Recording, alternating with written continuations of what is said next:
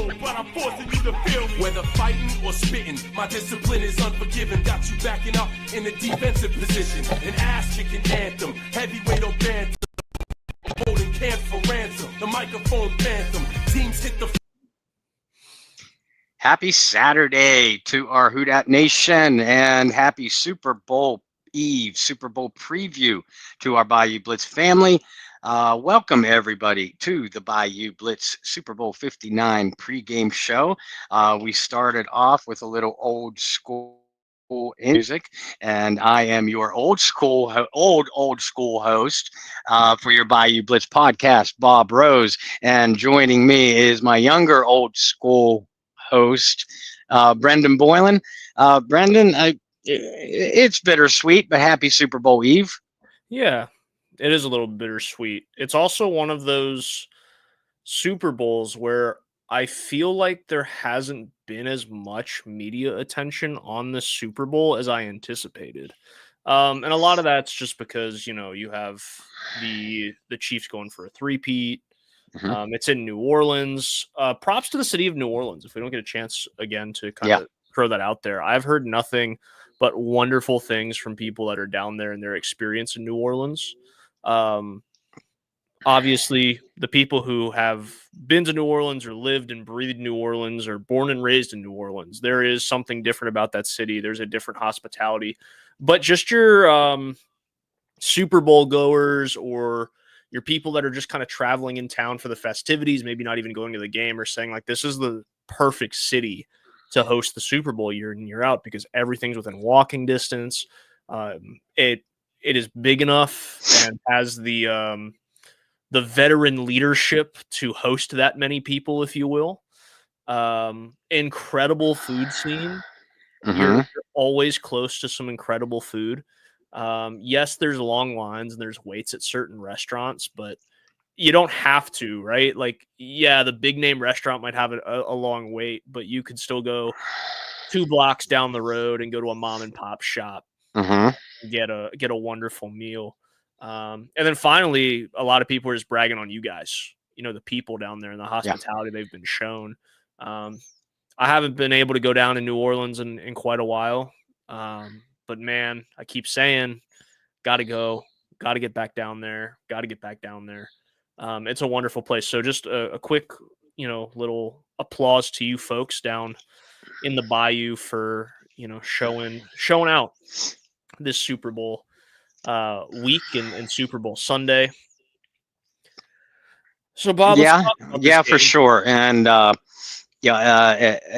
didn't make it down there for Super Bowl week, this week. It had too much going on personally, but I'm looking forward to my next trip to New Orleans, which is actually in late March. Folks, I'll give you the exact dates, for you followers that want to try to meet up with us when we go down there, because we're only going to be in the city for a short period of time.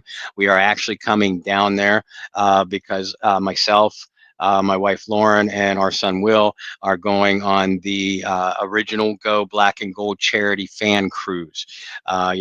Brendan and I have been promoting this for months now.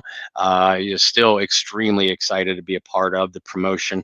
And just hopefully, what we've done for you guys week in and week out has made even the tiniest bit of difference. And hopefully, our goal is to make a bigger difference for you going forward, because now in its 11th year. The Go Black and the original Go Black and Gold charity fan cruise is being run by the organization called Get Checked or Check Out, which helps improve lives by building community awareness with mental health and physical well-being, advocating for the early diagnosis of cancer, diabetes, and heart-related ailments. Their mission is to focus on the total person, body, mind, and spirit, as well as to link families with the resources they need in such trying times. And one of the annual fundraisers for Get Checked or Check Out is the original Go Black and Gold Celebrity Fan Cruise, now in its 11th year. This year's cruise is from March 27th through the 31st, sailing directly out of the port of New Orleans. And it is a truly unique event that provides an ultimate fan experience, including beach Olympic events, a putt-putt contest, from what our understanding is, a very competitive putt-putt contest, as well as trivia, dining, and Q&A sessions with Saints greats that will be on this year's cruise: Delvin Breaux, Tyrone Hughes, Michael Lewis, Lance Moore, Courtney Roby, and a newcomer to this year's cruise events is Pierre Thomas. Brendan and I have had all 6 of those Saints greats on our show before. We're going to have them on again as the cruise dates approach. But for any of those past interviews, you can check out the Bayou Blitz. Or just scroll back on either Brendan's or my Twitter or Facebook pages to catch those past interviews. And this year's cruise, like I said, can be booked March 27th through the 31st. It's through the Seven Seas Travel Agency, or you can also contact Shireen DeWalt through the Go Black and Gold Charity Celebrity Fan Cruise Facebook page. You can also do that for not only booking, but additional promotional information. So for all of you guys that are going to be hitting the cruise, or maybe just want to catch up with Bob before or after the boat leaves, go ahead and reach out to Bob if you haven't already. Unfortunately, I won't be on the cruise this year, but we will work to making it happen next year. Bob, let's talk about this game a little bit.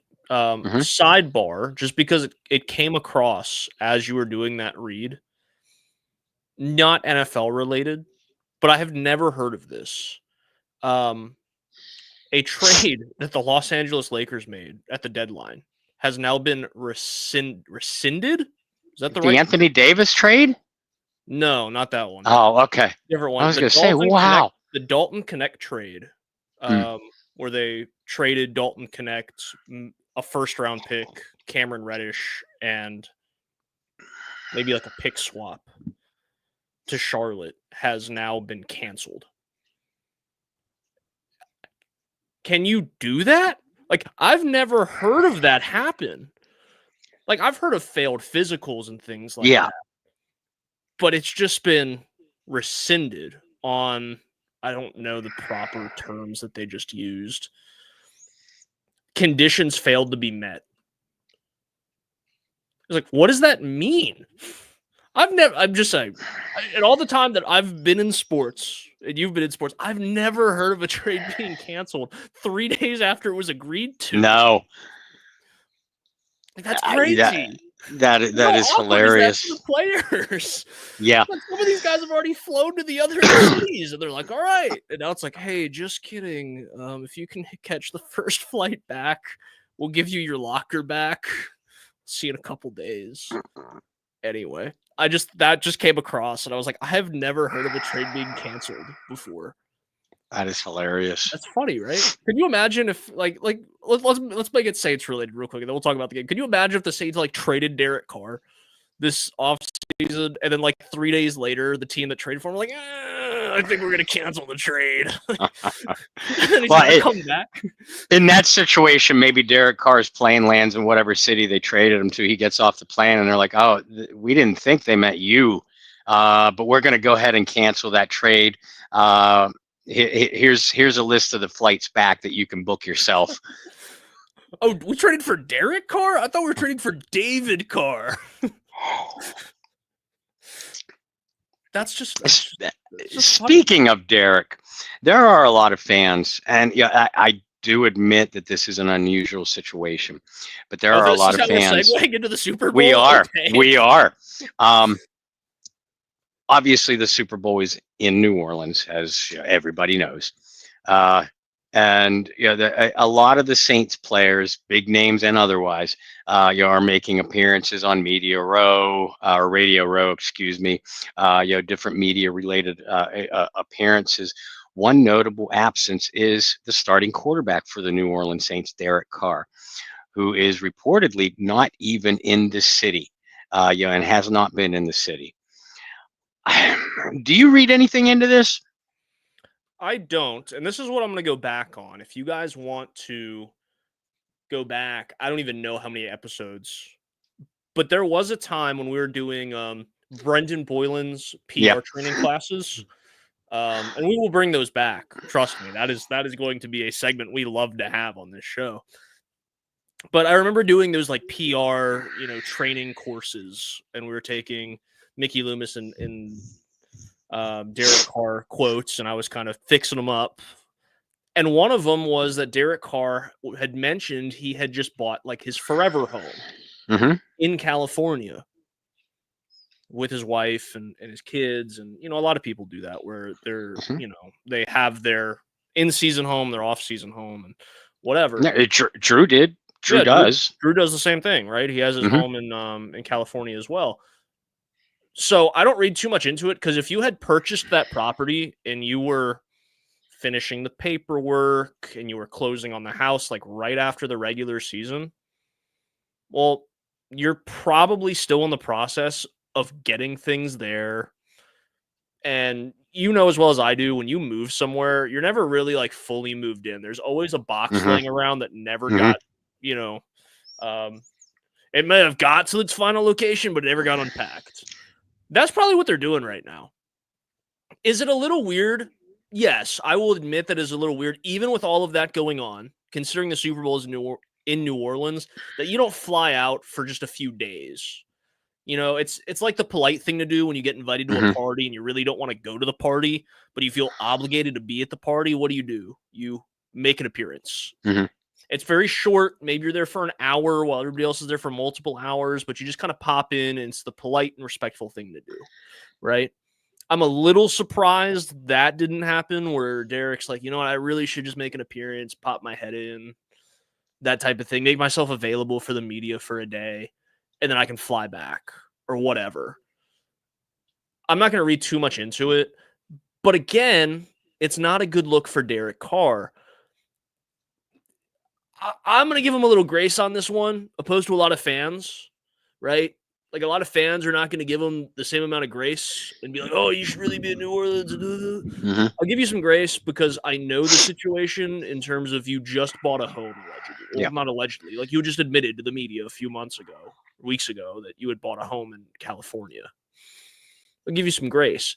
I still think you probably should have made an appearance for a day or 2 days. And again, it doesn't give him a good look, especially amongst a fan base that's already not a big fan of yours. Yeah. You're already pissing the fan base off. Yeah. Now, at the same time, if you're the most hated man in New Orleans, or certainly in the top 3, then, I mean, from Derek's perspective, why would you? It's a no-win situation when it comes to to a large portion of the fan base, because they're trashing on you for not being there. Yet if you were there, they do nothing but talk shit on you. So in that situation, I don't necessarily, if you're right, and I believe you probably are, that Derek is just, getting his off-season home and, family in working order, because he's going to have to go back to work soon. Off-season camps, off-season workouts, meet with the new coach, things like that. So, NFL players have very, very little off-season. So I'm like you. I don't necessarily crucify him for this. I don't think it's a sign that he wants out, or the team team doesn't have any plans for him. First of all, if the team doesn't have any plans for him, fans that are saying that, what are you basing that on? Because you have no coach yet. We think you will by Monday or Tuesday at the latest. We believe that the guy's going to be Kellen Moore, which we'll end the show on, I'm sure, tonight. Speaking a little bit on that. But yeah, I'm like you. I don't read a whole lot into it either. I'm glad we kind of were a little more lax on that than some people would be, because when he first said that, I was like, oh shoot, like, this is how we're going to bring in Super Bowl week. Because let's face it, like, he's always going to be a hot topic. And we've had this conversation before, and it's a conversation we'll continue to have until he's no longer with the New Orleans Saints, is like, what does he have to do to win the good graces back? And I don't remember, maybe it was Allen who said, like, he might have to win a Super Bowl. Yeah, I agree. And even at that point, he might not win the fans back. It's just a weird situation, because you go from beloved Drew Brees to what a lot of people loved in Jameis. Shout out Jameis Winston, who's in New Orleans. Yeah. This week, doing a great job with the media. He definitely has a future in that, if that's what he wants. He can still play, right? He's going to be a backup or compete for a starting job somewhere, but he'll definitely have a job in the media afterwards. He's got too good of a personality. But you go from Drew to Jameis to then a guy that it seems like nobody likes.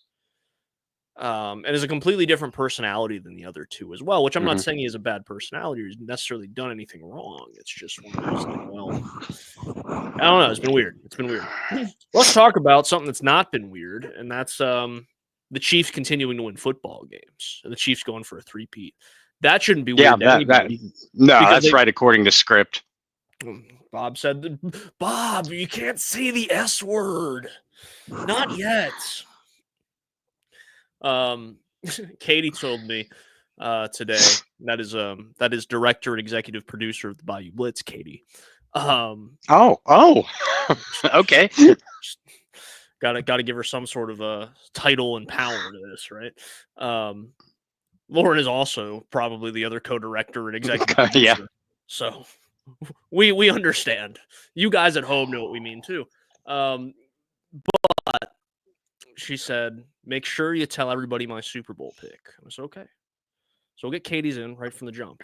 She said her pick is Taylor Swift. Okay. It was more of a joke. Yeah, well, I mean, yeah, certainly. It's just Taylor Swift. Taylor Swift's going to win the Super Bowl. And it's like, okay, sure. Does that mean that she's getting proposed to after the game? I don't know. That was the dumbest question on Media Row this week. Somebody asked if Travis would propose at halftime, not at the end of the game, at halftime. I was like, that is the dumbest question anybody on Media Row asked all week. Hell of a prop bet if you got some throwaway money. At halftime, yeah. After the game, like, I've actually seen that prop somewhere. But at halftime, like, what are you going to do? Like, pull a Kanye West and be like, hey, Kendrick, like, you're great and all, but... And just, like, take the microphone from him. Kanye was probably not the best name to be bringing up right now either. But anyway, the game itself, right? The Chiefs have been winning a lot. They're trying to make NFL history. We've talked about that the last few weeks, trying to become the first team to have a three-peat in the Super Bowl era. But you have a team in Philly that has been very good the last few years. But I do think not only has the underdog kind of story going for them as a team, especially going into this one and a chance at redemption against the team you lost to in the Super Bowl. It's a good storyline, all that stuff. I think Saquon Barkley adds to that storyline and the type of comeback year he's had. And we'll see what happens to free agency. But I think in a way, Saquon is making the running back position very valuable again. Yep. So good for Saquon. But Bob, you used the script word already. It seems written in the stars, right? That the Chiefs will win. Mahomes gets his third straight. Maybe Taylor Swift gets proposed to after the game, whatever, right? It all seems written in the stars. But this Chiefs team has not been the same Chiefs team of years past, right? The Chiefs team of years past, the last 2, 3, 4 years, it's been a team that has dominated the offensive side of the ball. Has played really good defense and has won games convincingly. This version of the Chiefs is nothing like that, right? This is a team that has 8 come-from-behind victories or game-winning drives at the end of regulation or overtime this season. They're playing a lot closer games. The offense isn't nearly as explosive. Some of that's due to injury, right? You had a plethora of running backs play for them this year because of injury. There was a lot of different receivers in and out. They acquired DeAndre Hopkins at some point. There's just a lot. I also think that Travis Kelce had a really slow start to the year. He's starting to show his age a little bit, even though he's going to go down as one of the best receiving tight ends the game's ever seen. And I really think, I know this is going to sound weird because he's been gone for multiple years. I really think that the loss of Tyreek Hill is really starting to show itself more and more. and drastically this year because you don't really have anybody that can take the top off. Now, nobody can take the top off like Tyreek Hill can because of his speed, one of the fastest guys in the league. But you really don't have the deep ball threat that you have in years past either this year, unless you count Juju, which I don't. And Xavier Worthy, nice, very, very nice addition to their team, but still a rookie figuring it all out. And has been used in multiple ways this year. So with all that said, Bob, I really think this Eagles team has a legitimate and good shot to win this football game because of the way and the style that they play football. Running-based team, control possession, that type of thing. It kind of plays into the hands of this being a very close game. Well, listen, on paper, on the field, on paper, we got it in. Check. It is an interesting matchup. Because the Chiefs' offense, like you said, it hasn't been the same explosive version. That the media will make it out, national media will make it out to be because of the almighty Mahomes. It hasn't been that since Tyreek Hill left. But the Chiefs' offense that I've seen down the stretch of this year and through the playoff run, they're playing their best ball of the year. They're running the ball effectively now that Isaiah Pacheco is healthy to go along with Kareem Hunt between the tackles. Worthy, he's no Tyreek Hill, but Worthy's a damn good player. And Travis Kelce is not only one of the best tight ends to ever suit up, he might be the best playoff / Super Bowl tight end to ever play. He is and always has been Mahomes' security blanket. And you have Andy Reid calling plays. That's a Hall of Fame coach right there, folks. No matter how much we hate the Chiefs, Andy Reid is one of the best coaches to ever walk the sidelines in NFL history. But having said that, the Chiefs have had a lot of problems on their offensive line. In fact, that's where I think the biggest weakness on both sides of the ball for Kansas City is their offensive line, particularly their tackles. And the Eagles and defensive coordinator Vic Fangio, if there's one thing that Philadelphia is going to do, they're going to disrupt your backfield, whether it's a quarterback, your running game, in the trenches, whatever. They're going to bring extra defenders up. They're fast, they're physical, and they're tenacious. So, again, on the field, Philadelphia looks like they could have a distinct advantage there. The Eagles have a much improved secondary over last year's version. Now, what concerns me about Philadelphia's secondary is those corners in particular. They're young. They gave up some plays in the playoffs, both to the Rams and Washington. And we just got done talking about how Worthy is playing his best football and how he looks like a legitimate weapon going forward. Not to mention Travis Kelce. The Eagles had all kinds of problems with Zach Ertz, in the championship game. I know that gets lost, in the avalanche of the 55 points offensively that they put up. But Zach Ertz was making some plays. Stafford in that passing game when LA's receivers were holding on to the football, they were making some plays. So the Eagles secondary, while a much improved unit over last year's version, as I said, that's a little bit of a concern to me. And I know you Saints fans that want to crucify Mickey Loomis for giving up on Zach Bond and oh my God, he's such a great player. Zach Bond matched up on Travis Kelce in the open field.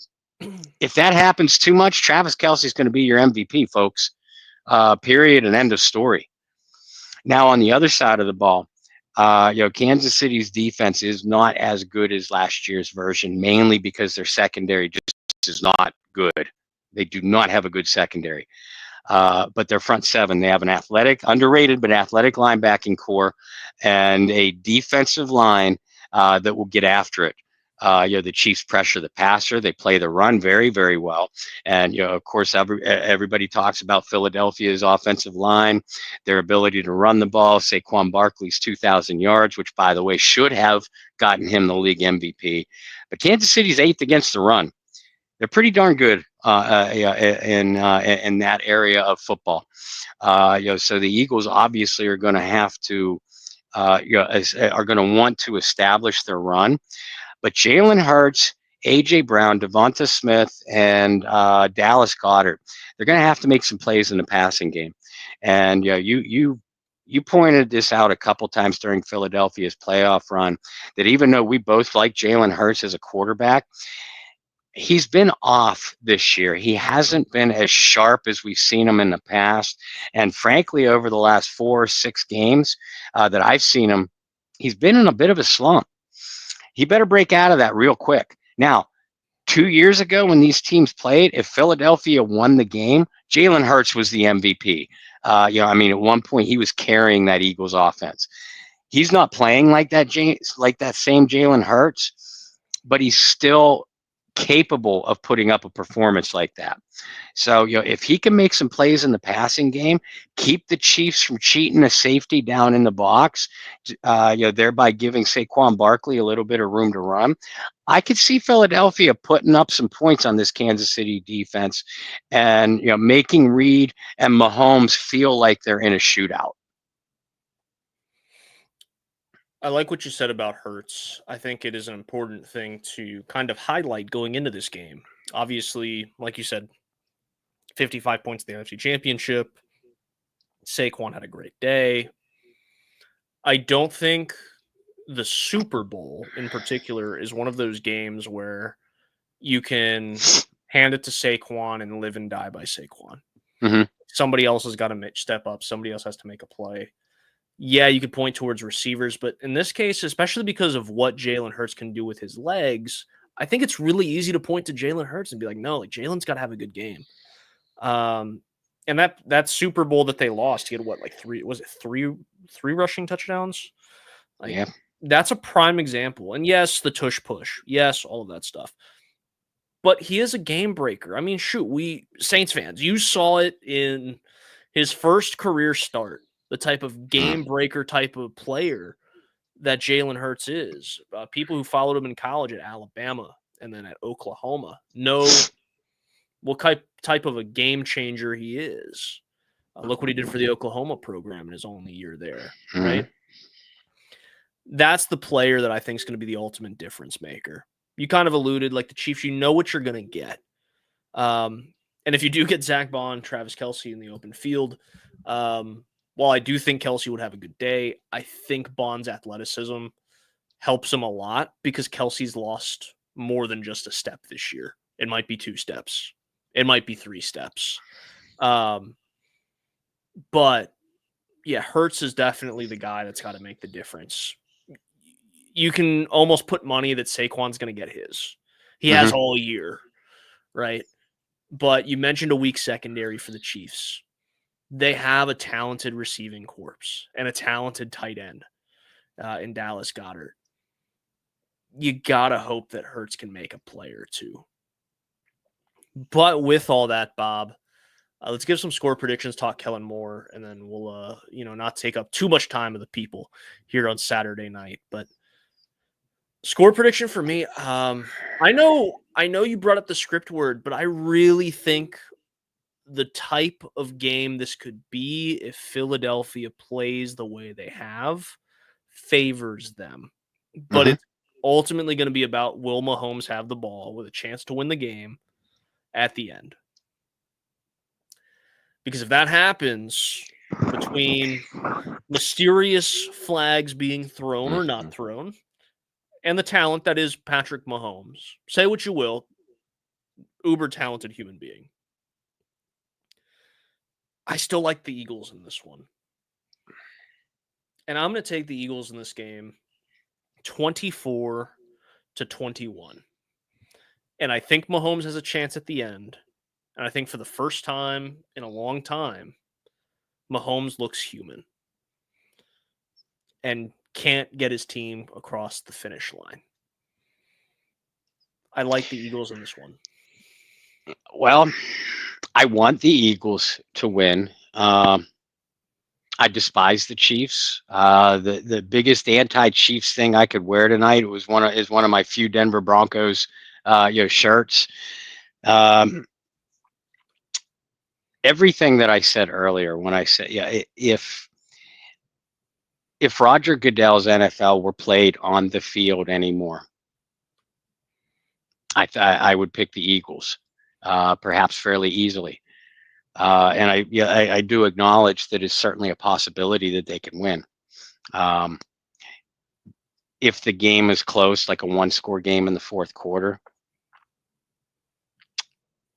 things will happen to make sure that the Kansas City Chiefs win.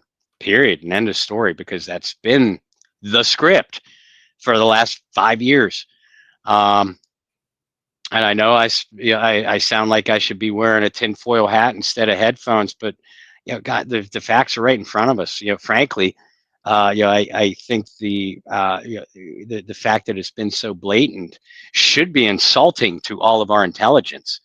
I think if the Eagles win, it's because they jump out to a big lead early and hold on. But I mentioned if Roger Goodell's NFL were decided on the field, it's not. It's always been about the Roger Goodell storyline. And the Roger Goodell storyline is this: that egomaniac wants to be able to say that he had, quote unquote, and they're not, but quote unquote, the two greatest players of all time, Tom Brady and now Patrick Mahomes. Not true, but whatever. The two greatest dynasty of all time. They're not, because they're tainted. The New England Patriots and now the Kansas City Chiefs, all on Roger Goodell's tenure. And the exclamation point to that would be the first three-peat in NFL Super Bowl history, which would be obviously if the Kansas City Chiefs win. I always say NFL games, especially big ones, are all about the Goodell storyline. You just got to find it. You don't got to search too far to find it in this game, folks. And because of that, I am sorry, and it sickens me to say that I'm going to go with the Kansas City Chiefs 30-26 over the Philadelphia Eagles. But Travis Kelce will be your MVP, not Patrick Mahomes. Take for all you guys at home looking for a good bet. I believe the last time I looked, Travis Kelce was somewhere around plus 1,100 for Super Bowl MVP. So if Bob's theory is true, you could win a good bit of money this weekend. So if you want to trust Bob, go for it. I won't be placing anything on the Super Bowl this weekend. No, we decided earlier. We always like to place a couple side bets and things like that. Where we're not touching it. Not this year. No. I've always liked the over under for the national anthem. That's been one of my favorites. Depends on the singer. Like, there's a lot of digging you could do if you really wanted to do the research on that. But I always thought that was a fun one because it always ends up being like a second off, whatever. Like they definitely do their research before they put that one out there. All right, let's talk Kellen Moore. We will be doing a emergency podcast, if you will, when the news breaks. If the news breaks on Monday. If it doesn't, we will have a podcast for you, but I will be on vacation all week next week. So we will try to find a time to squeeze it in. It might be something that's squeezed in at the airport, but we will find a time to squeeze it in. But Bob, I think the writing's on the wall. A lot of us expect the news to break Monday. That there has been, we're not confirming this, we're speculating, there has been a deal that has been agreed to that cannot come to the light until after the Super Bowl. So we fully anticipate some announcement on Monday from Adam Schefter, that the teams have agreed to a deal and the introduction press conference will be coming in the next however many days, right? That's what we expect. Bob, I think anytime you have a head coach come in, especially a young head coach, winning pedigree is very important, but championship DNA kind of takes it to the next level. If the Eagles were to win the Super Bowl, does it change your confidence levels at all, one way or another, to the job that Kellen Moore could do as the man in charge? No, not necessarily. And Alan Ulrich and I talked about this on Tuesday nights under the dome. Only he he angled the question a little bit differently. That if the Eagles lose the Super Bowl, does it, in my eyes, taint Kellen Moore's candidacy as the head coach? And I gave the same answer. No. One game should not sway any of your opinions on whether Kellen Moore can coach or not. Now, if the Eagles come out and lay an absolute egg, offensively, and part of that is just an absolutely abysmal game plan, because maybe Kellen Moore was distracted, by the interviews and the stories and the reports. That taints me a little bit, because I want a coach that can stay focused on the task at hand, which there is no bigger task than winning a championship in your sport. I don't care whether you're an assistant and you're gunning for a head coach somewhere else. You win that championship. That's the kind of guy that I want as my head coach, a laser focused guy, who's only pinpointed at on the task at hand. So unless the Eagles have an absolutely abysmal performance, it's not going to taint my opinion of Kellen Moore, for better or for worse. I do believe that he is one of the short list of candidates that the Saints were zeroed in on from the start of the offseason. We can all agree that Aaron Glenn was probably their top choice. Joe Brady may or may not have been their second one, but they had their eyes on Kellen Moore on that short list too. Kellen Moore, Mike Kafka. Now, for everybody that was giving Loomis, Benson, and the Saints front office a lot of criticism on, the Saints are the last team to hire a coach. They don't know what they're doing. They bungled this process. The only way I will believe that they bungled this process is if we get into Monday morning and now all of a sudden Kellen Moore is not accepting the job. So until he accepts the job, that is a worry. I don't think it's going to happen. I think you're right. And I do believe Kellen Moore is going to be, the 12th head coach hired by the New Orleans Saints in their franchise history.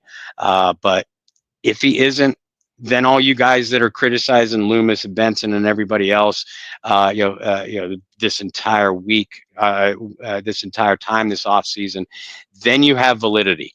So I'll just say that. I'll close my thoughts on this. The reports were that Moore did not like the Saints quarterback room at all. Which it's hard to, right? Because one, whatever tape Derek Carr has shown, I don't know what he's talking about. Right? Well, and you and I both know that the reports on that were just nothing more than speculation. If Kellen Moore hated the room that badly, he wouldn't even interview for the job. Exactly. But if there is truly some, hey, I don't really like what I got in the room, here's the great thing about being a head coach. You get to change the room. And that's it.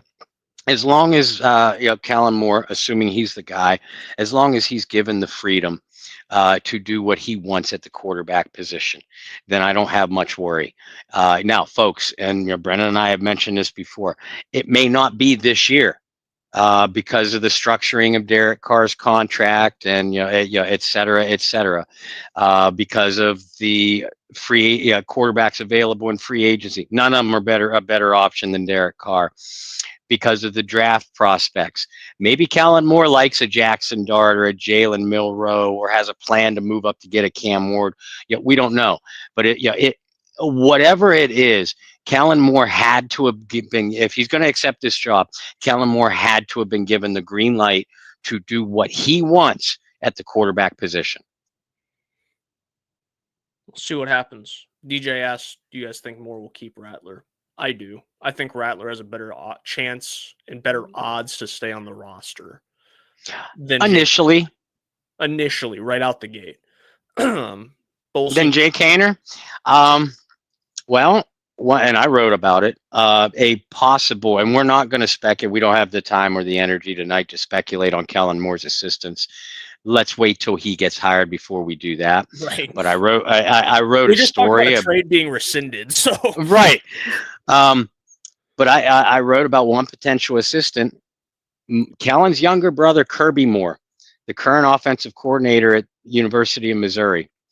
Well, Kirby Moore has been there the last 2 years. His previous job was the offensive coordinator at Fresno State. with Jake Haener. Brent, yeah. So if there's tea leaves to be read there, You would think he would want to keep Haener in the building, at least for a year. right. We'll see. If you ask me, I don't believe that the Saints starting quarterback in 2026 is on this roster right now. I'll just say that. I don't have anything that I could sit and be like, no, I disagree. Because a lot of it's going to be based on who the head coach is as well. Absolutely. And and how those guys, whoever plays quarterback in 2025, how they perform. Right. Maybe it's a draft pick. Maybe Derek Carr has a Sam Darnold reincarnation. Maybe Spencer Rattler is a late bloomer. I mean, we don't know any of that stuff. It's any of that stuff, including the reports that the Saints front office really likes Spencer Rattler. Well, of course they did. They drafted him. I saw some report that like they believe that he could be the quarterback of the future. I'm like, that's a stretch. But them liking him? No, they don't. Exactly. Like them liking him, you have to like him. You have right. to like prospects to draft him. And look, I'm still a guy that thinks that with the proper coaching, he could be a starting quarterback in the league. Right. And some of that is cleaning up mechanics and this and that and the other. I still believe he could be a starting caliber quarterback in the league. I don't think it's going to be next year. I don't even know if it'll be the year after that. The fact that he did start 6 games, if you really want to go back through our podcast to really show us some love, go and find a podcast where Bob essentially said, if Haener or Rattler see any action this year, it's a disaster or meaningful games or whatever. Like, that's what happened. So, with all of that, Bob, real quick, where can people catch you? There was some concern. People love Bob. There was some concern with the news, with Saints news retiring operations. Like, what's happening to Bob Rose? Well, Bob wasn't a free agent for long because Bob's Bob. Bob's free agency lasted all of like 20 seconds. So, Bob, where can people find you and your work in a new place with new opportunities and an exciting opportunity for you? Well, and that's just it. I didn't disappear for very long. It wasn't like I was on a stranded on a desert island, and MIA. With the retirement of Kyle Mosley and the Saints News Network, we'd like, and I know you echo this too, Brendan. We'd like to reiterate our thanks to Kyle Mosley for everything he did, for us personally, us professionally, and the Who Dat Nation in general with the Saints News Network and with his own individual work. But with the retirement of Kyle and the Saints News Network, John Hendricks and myself have both left Sports Illustrated and are now with Athlon Sports, which can be found on Twitter at Athlon Sports. We made it pretty easy. John Hendricks is running the Saints site over there, and I am his senior writer. I'm his only writer, so I guess I could call myself senior top writer. I call myself anything I want. But yeah, John Hendricks and I are with Athlon Sports now. We are still posting our Saints-related articles on our personal social media pages. Mine being Bob Rose on Facebook, at Bobby R 2613 over on the X Twitter, and Bayou Blitz, folks, was never going anywhere. Brendan and I will both have to be cold, dead, and in the ground before your Bayou Blitz is going anywhere. And I feel pretty confident that I can make that a promise. The Bayou Blitz can still be found at all your favorite locations, at Bayou Blitz Pod over on Twitter, the Bayou Blitz Facebook group, and please continue, folks, to get all the Saints fans and your family members over there. We are setting up to do exclusive content for members of the Bayou Blitz Twitter account and the Bayou Blitz Facebook page and the Bayou Blitz YouTube channel, which is now separate. And with that, I will hand it back to you, my friend Brendan. Yeah, I tried to keep this one easy for you. So YouTube is at Bayou Blitz Pod as well. We're making it real simple for everybody. But yeah, we are going to have some things that are just exclusive on our YouTube page. We have a wonderful service that allows us to stream to YouTube, Facebook, and the X Twitter all at the same time.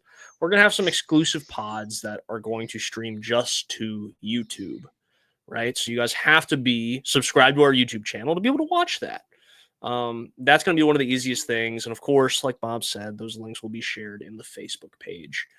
More than anything, that is the group that we've really grown.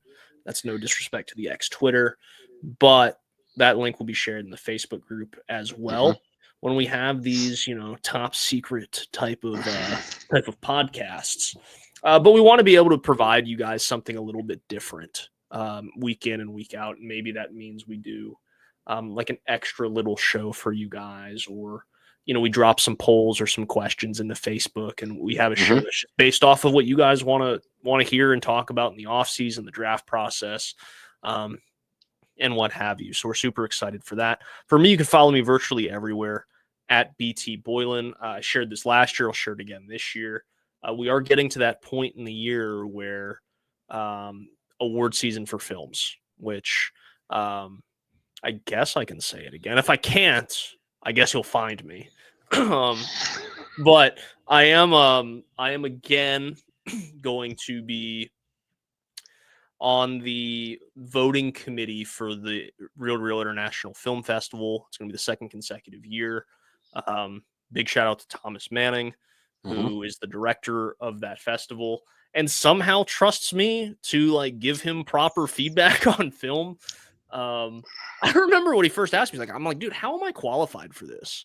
Well, you're qualified. You're the director of the thing. You're in the, you're at that time he was, and I think still is, the youngest member of the North Carolina Film Critics Association, which is an incredible honor. But I was like, how am I qualified? And he's like, dude, did you forget? Did you hit your head? You are an award-winning documentarian. I was like, oh, you're right. I guess I can do this. So super honored to be a part of the Real to Real International Film Festival again this year. So be looking out for some reviews from myself and Thomas. I'll definitely be sharing some of his thoughts and reviews over on Twitter as well. We're excited for that. So with that, shoot me a follow at BT Boylan. Make sure to continue to support the Bayou Blitz Pod. Like I said, fingers crossed, knock on wood. I think it'll be Monday, barring any setbacks, I guess, with the negotiation process. Which, if the Saints fumble this, that's a whole nother emergency pod. But we will have some sort of podcast likely for you guys next week with the hiring of a new head coach. We are both anticipating it's going to be Monday, so make sure you check that out. And Bob, I hope you have a wonderful Super Bowl Sunday. You too. Along with all of our viewers and listeners. I want you guys to go to the Bayou Blitz Facebook page. I want you guys to tell us, what is the go-to? We'll create the poll, but what is the go-to Super Bowl food? Is it pizza? Is it wings? Is it something else? I need to know from our Bayou Blitz family what you guys are eating tomorrow. So with that, we want to hear traditions. Everything. We want to hear all about your Super Bowl size. Screw the team's plan. We want to hear about you guys. Exactly. I'm going to drop that into Facebook as soon as I get off of here. So until we see you guys, whenever the Saints hire a head coach, we will have a doctor in the operating room the next time you guys see us. It's about damn time. We've been waiting for surgery for a long time. But until then, I hope you guys find some peace, spread love, practice positivity, and have a safe Super Bowl Sunday. We'll see you soon here on the Bayou Blitz podcast.